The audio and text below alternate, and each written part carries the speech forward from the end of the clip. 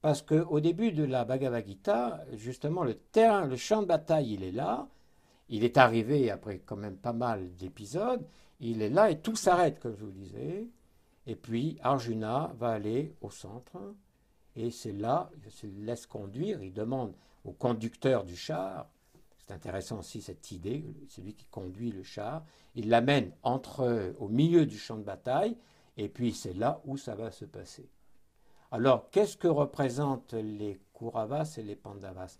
Ça, c'est vraiment une donnée qui est intéressante. On va laisser les cow-boys et les Indiens, on va laisser les bons et les méchants, c'est-à-dire des clans extérieurs, hein, une guerre entre des clans extérieurs, entre deux familles, entre deux nations. On laisse tomber tout ça, parce que dans la réalité, on se rend compte que là, on rentre en philosophie.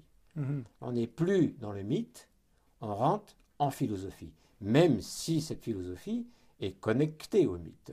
Mhm. Mais là, maintenant, c'est un peu comme si, ben, écoutez, on va vous expliquer un peu la chose la plus essentielle. On rentre en philosophie. Et là, ce qui se produit, c'est que l'on comprend à la lecture, et à un certain type de lecture. On comprend que tant les Pandavas que les Kauravas représentent une manière d'être et que cette manière d'être, Pandavas, et cette autre manière d'être, Kauravas, coexistent à l'intérieur de l'être humain qu'est Arjuna.